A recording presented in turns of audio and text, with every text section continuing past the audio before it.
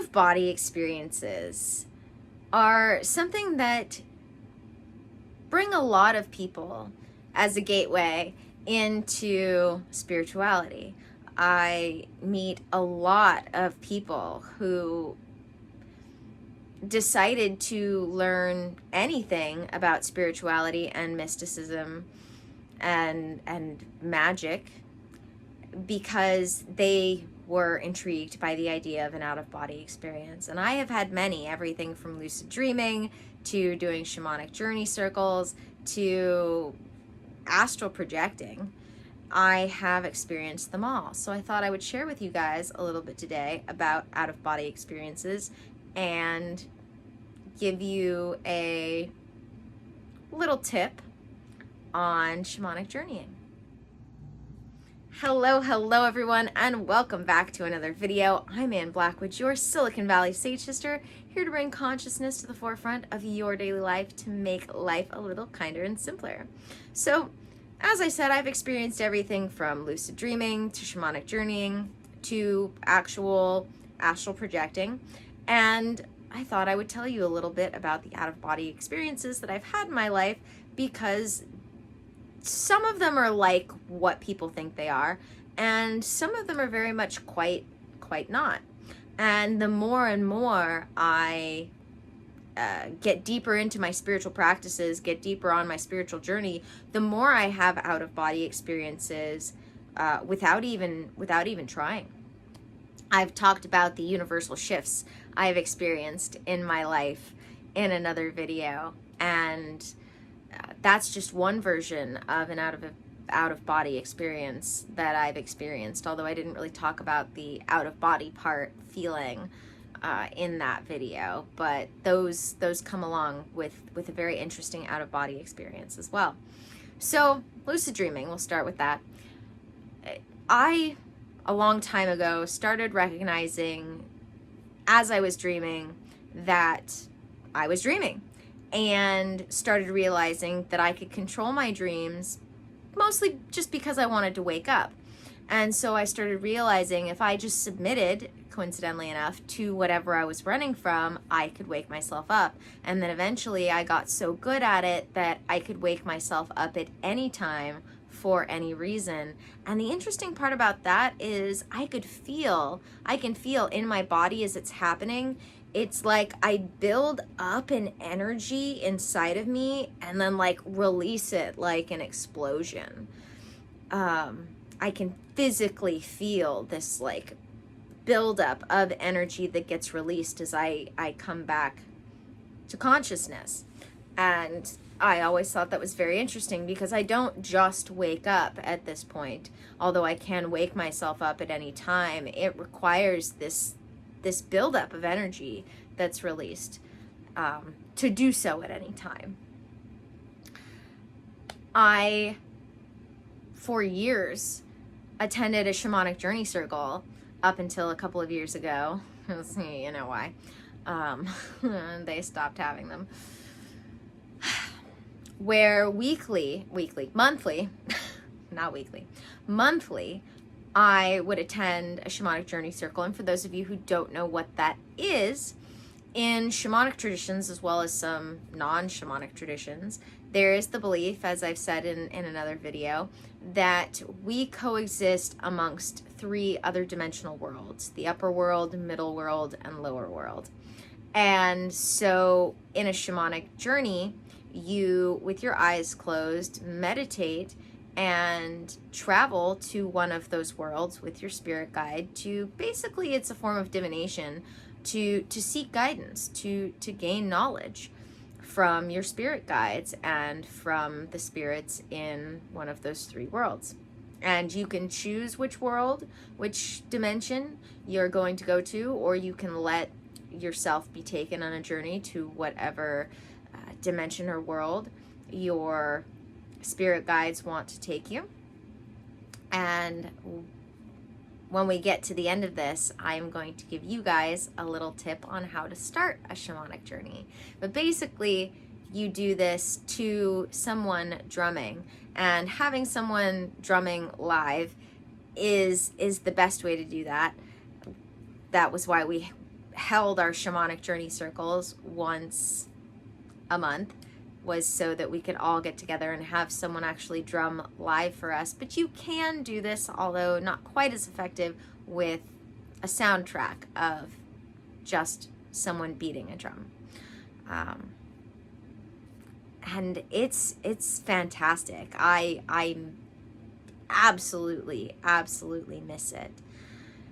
And I'm thinking about actually starting my own shamanic journey circle. I miss it so much. Lastly, of the things that I've mentioned in order, astral projecting is something that absolutely gets people intrigued with spirituality. And I have been practicing certain meditations, certain audio meditations that aren't like someone talking so much as it's kind of like binaural beats, in the sense that it's a specific sound frequency that's played, and have been practicing these. There's actually a CIA document on this particular set of meditations. But they teach you how to astral project, and it's quite an experience. And the more and more I started doing this, the more I started having out-of-body experiences, like I said, not even when intended, but outside of that. There are times where I will look at myself in a photograph, and I know that I'm looking at a photograph of myself logically, but emotionally, I do not recognize it as myself. And it's a very interesting experience, because like I said, I know that I'm looking at a photograph of myself or a video of myself. Like I logically know that what I'm looking at is me, but my brain doesn't recognize it as myself the way we have that recognition when we look in the mirror. And I even have had that experience looking in a mirror, where again, like I'm standing in front of a mirror. I know that I'm looking at myself logically, but my brain is no longer making that connection of me.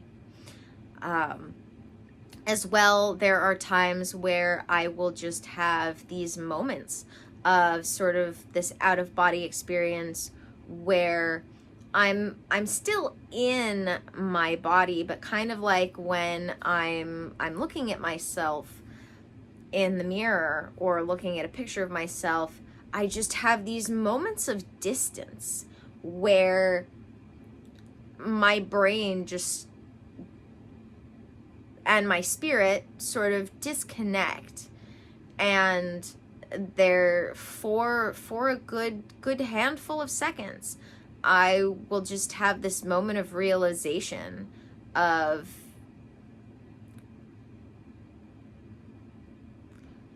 without completely leaving my body, disassociating from myself, and sort of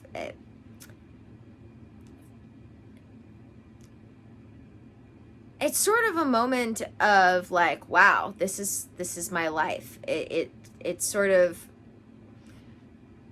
existentially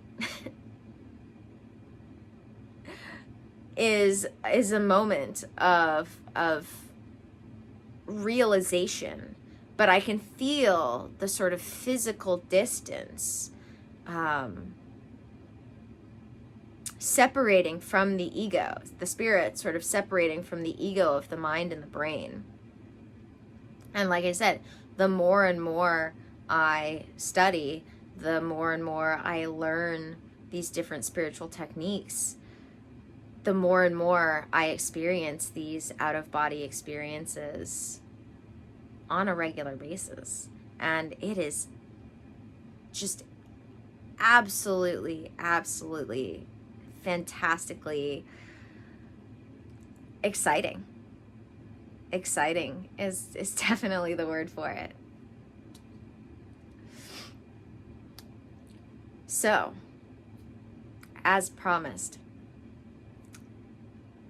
we have a way in which we teach people to do shamanic journeying. And I want to share that with you, because if there's one thing of all the spiritual practices that I enjoy, shamanic journeying is most definitely one of them. And like I said, it's sort of like a form of meditation. We lay down on the floor, or you could lay down on the couch, and having some sort of, like, you know, we use those standard flat drums that have the, what's that called? Paddle? Drumstick?